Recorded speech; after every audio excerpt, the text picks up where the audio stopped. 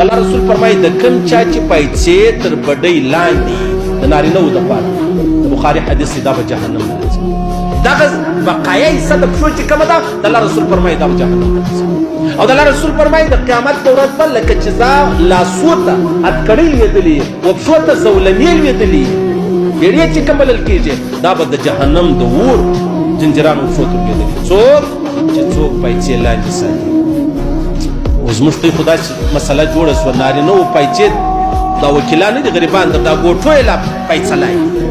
زه خو ګوټ هغه پونده لګوي او د ده بیا دا پیسه دونه رالاندې سوې چې بیا بېروزګار یا چې کارمال یې نه وي هسې د وکالت په نامه باندې ګرځي دا پیسه یې دونه رالاندې سوې هغه ګوټ لا پکې پټ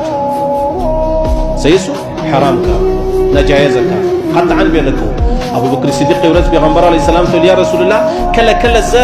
په خطا کې زما څه دا پیسې شواس لکه یو سړي چې دواړه لاسونه باندې په یو شی پیسې چې شواس هغه څنګه دي هغه خو په تکبر کې نه وي ولې هغه په تکبر کې نه دي کله کله د انسان څه شواس په پیسې بیرته راپورته کړي دا تکبر نه دی دا ګناه نه ده دا حرام نه دی که د دې څه علاوه کملا دی که طالب دی که تبلیغي دی که مجاهد دی هر څوک دی دا حرام کار دا ناجایزه کار دی محمد رسول الله مبارک ورته کولې پیسې زما ستا دپاره دغه صحیح سلو حضرت عمر فاروق رضی الله تعالی عنہ چې کله وفات کېدی نو داسې د مرګ حال دی زقندن حال دی ځوان راغی مولانا عبدالحق صاحب رحمه الله دعوات حق فرمایي چې راغی نو ژاړي حضرت عمر فاروق ژاړي رضی الله تعالی عنہ حضرت عمر فاروق رضی الله تعالی عنہ چې سترګې راروڼې کړې ورته ویې کتل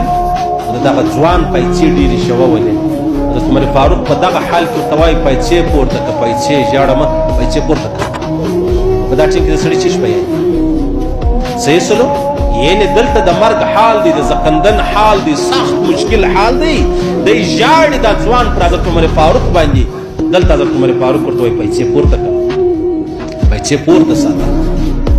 څونه لویه خبره ده